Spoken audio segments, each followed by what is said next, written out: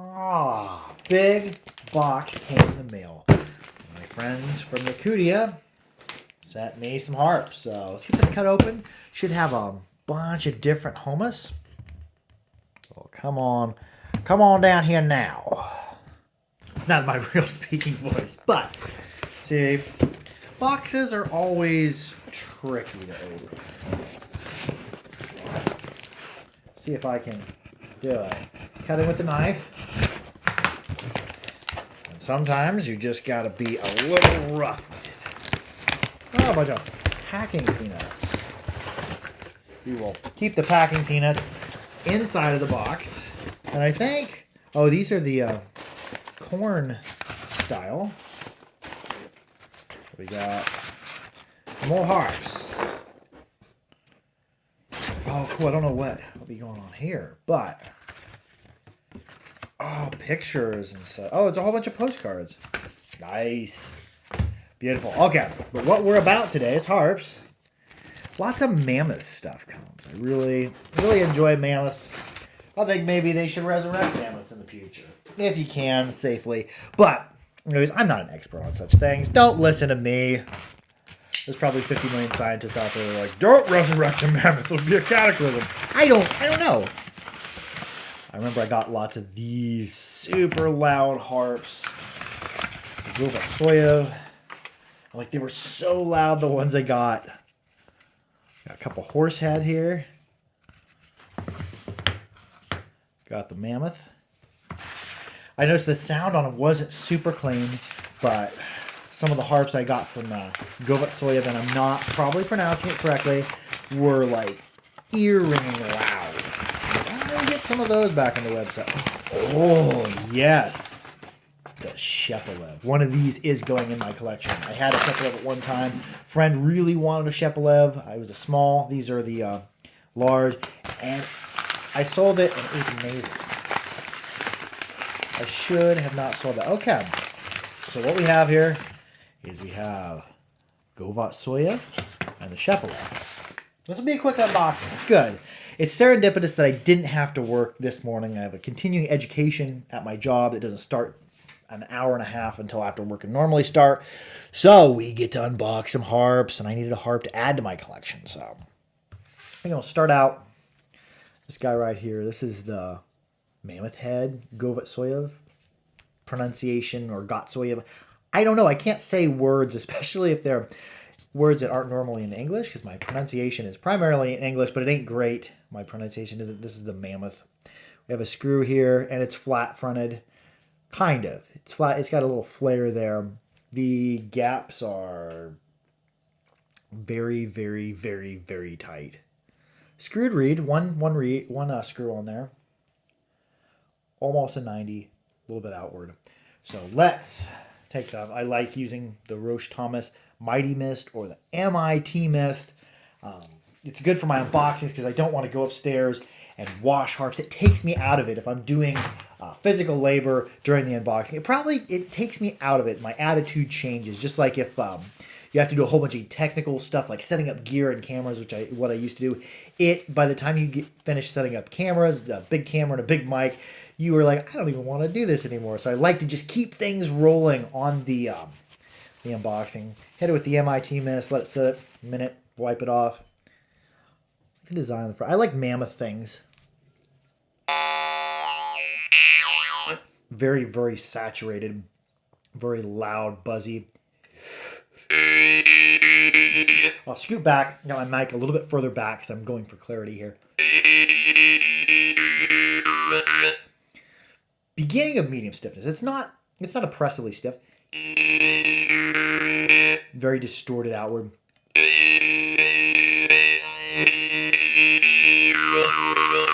The Yakutians like to play like this.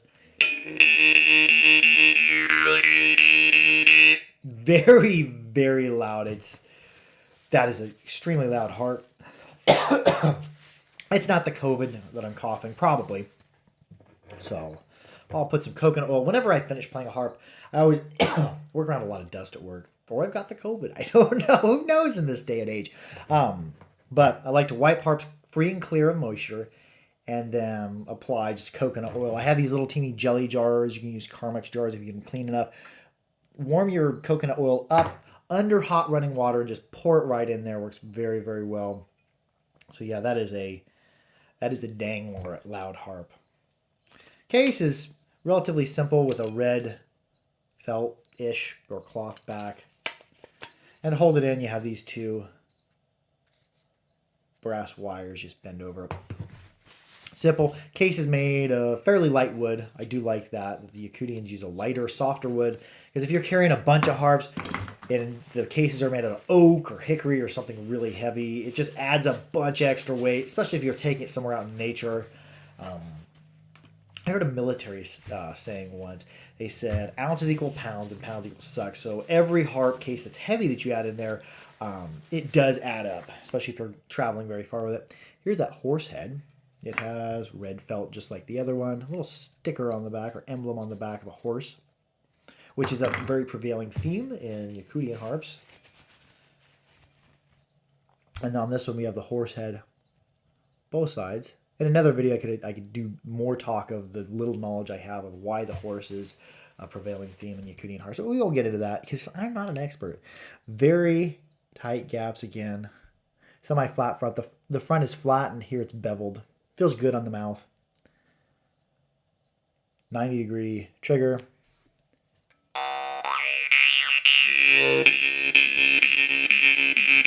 Ooh, I like that.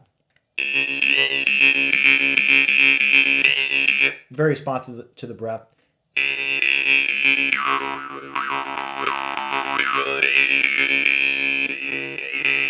I think it was a horse harp to somebody once, and they were upset with me. They thought that for the price they paid, it should have been better fit and finished. It's not. They're not fancy instruments. They're not crimp reed, but they are loud. These are beaters, man.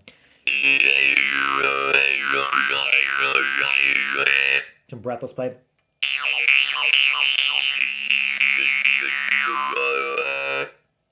I would say that's probably my favorite of them that I've played so far. And all the Gotovtsev I've had, very, very unique sound. Put that one away. We'll play one more horse head harp. I don't know if it's horse head or if it's horse. Oftentimes when working with translation apps, you don't get the actual name they're using. You just get a version of a translation of the word. Cases, they're modest, but not bad. I like that little cutout there. We'll play one more of the horse head harps. They have this emblem here. I don't know if that's his particular maker mark. Go ahead and cover up my face. I'm not going to be able to get it. My ring light is a little bit too ringy. Same type of deal. And these are, I believe, untuned. For most of the harps I play are untuned. Tuning is never a grade of quality. You can have an untuned harp that is fantastic, or an untuned harp that has horrible sound, or you could have a tuned harp that has horrible sound, or a tuned harp that has amazing sound. It just depends upon the level of quality of it. Tuning is just meeting at a certain frequency that works out in Western style music. Yeah, no, again.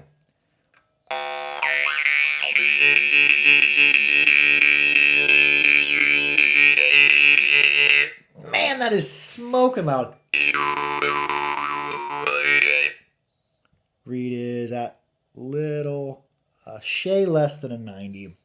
I'd say this is my second time ordering Gotovtsev. Here I have a source that's in Yakutia instead of a source for them that's in Russia, and these ones I would say are much, much better this time around. Like sometimes sources will send you, if you're an American, sometimes, I'm not saying all the time as a rule, sometimes they'll send you a more subpar harp just because they think, because you're American, you don't know harps. But yeah, I really like these two horse heads. Those are nice. Very unique sound, unique to it. Like when you think of saturated, like a Glazerin is different than this style of saturation. This is like screaming loud. And it was, both the horse heads were picking up my open close very, very well. And we're gonna get our thumbnail right now, and I'm not going to picture this. In the past, I've always had harps hang on the wall. The Yakutians actually believe that that is insulting to have a harp facing toward the ground. They believe that the tip of the harp must be pointed to the sky because that's where the energy is emitted from the harp. But yeah, that's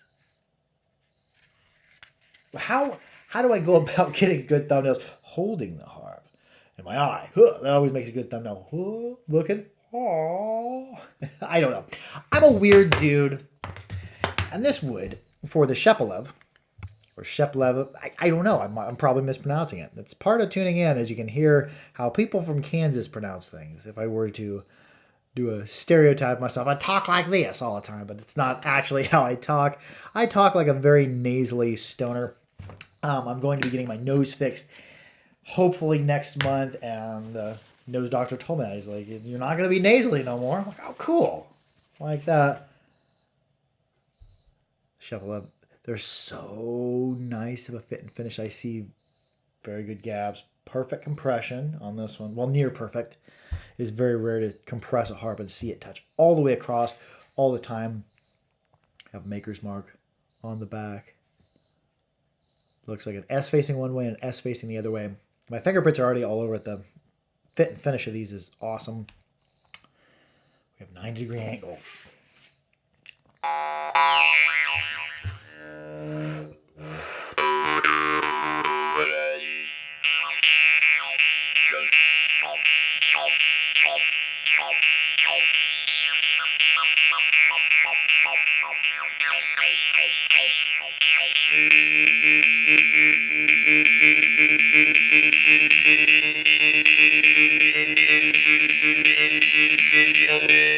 That's the one I'm keeping.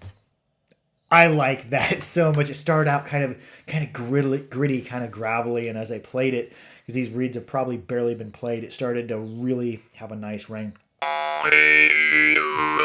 Yeah, that one is going in my collection. Oh no, I've been playing these without disinfecting them. You've caught me. It's probably not the best thing to do, but from what we understand about the COVID, in a couple hours it should die on the surfaces. These are unoiled. I don't know if oil makes it last longer. I don't know. These have been a long time coming, and they've sat in my downstairs for a couple weeks as well. So, I suppose that's excellent. And these cases, the weight of them is very light. It's almost like a corkwood, but not corkwood, and it has really cool grain patterns. That one's going in my collection. You're coming to live with me. I'll play a couple more of these Shepelev, and we'll call it quits with that. So nice that I didn't have to go into work first thing this morning. I was like, I want to do the Yakutia unboxing. And I get to now. I'll spray this one off.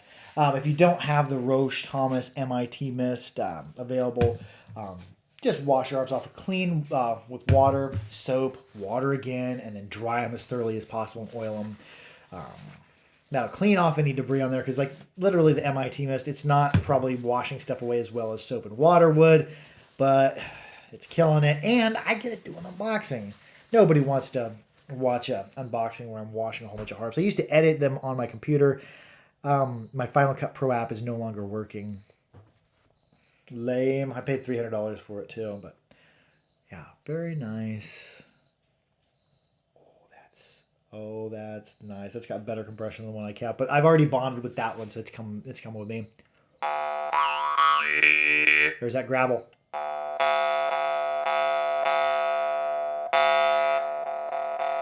Identical inward and outward.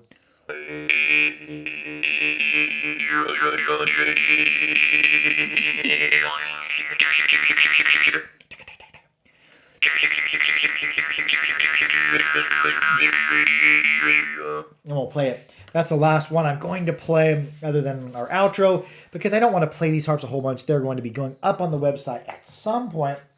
I'm going to try to get demos of these harps. The horse heads, I believe, are already on the website, so I just have to update the stock. And other than that, yeah, I like these. I especially like the horse heads, and I especially like the Shepelev. Seems like these Gotovtsev that I've got are much better quality than the ones I've gotten in the past, but which is only one order, but is a different supplier because I didn't have the connections I do now.